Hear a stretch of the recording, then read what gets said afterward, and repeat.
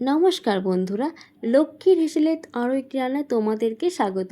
আজকে আমি তৈরি করবো কাঁকড়ার রেসিপি। তো তার জন্য ফার্স্টে আমি আলুগুলোকে খুব ভালো করে ভেজে নেব।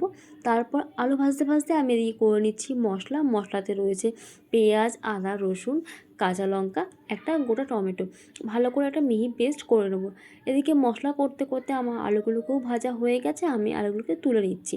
তারপর আবার ওই কড়াইতে সামান্য একটু তেল দিয়ে আমি ভেজে নেব কাঁকড়াগুলো কিন্তু সামান্য নুন, একটু হলুদ দিয়ে ভালো করে ভেজে নিতে হবে। ভাজা আমার হয়ে গেছে, আমি এবার তুলে নিয়ে আবারও একটু সামান্য সর্ষের তেল দিয়ে কাঁকড়ার যে পাগুলো থাকে সেগুলোকে একটু ভালো করে নুন হলুদ দিয়ে ভেজে নিচ্ছি। এই কড়াইতে আবারও কিছুটা সর্ষের তেল দিয়ে ফোড়নের জন্য এখানে ব্যবহার করেছি আমি গোটা জিরে। আর আগের থেকে যে মশলাটা করেছিলাম সেটা আমি এখানে দিয়ে দিচ্ছি। দিয়ে দেবো পরিমাণ মতো নুন, হলুদ, একটু কাশ্মীরি লঙ্কার গুঁড়োটা কিন্তু কালারের জন্য দেওয়া হয়েছে, বাচ্চারা খেলে স্কিপ করতে পারো। তো আমি ভালো করে মশলাটাকে কষিয়ে নিচ্ছি। ততক্ষণ কষাতে হবে যতক্ষণ না মশলা থেকে তেল ছাড়ছে বা কাঁচা যেই গন্ধটা থাকে মশলার সেটা চলে যাচ্ছে।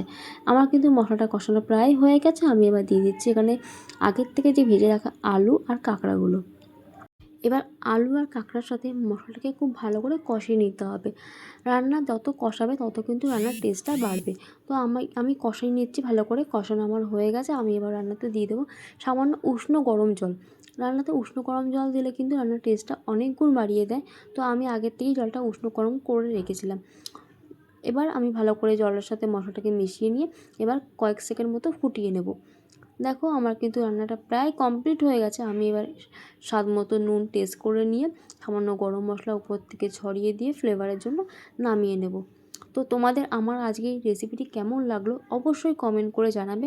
ভালো লাগলে লাইক, কমেন্ট, শেয়ার, সাবস্ক্রাইব করে দেবে পরবর্তী ভিডিও দেখার জন্য। Thank you.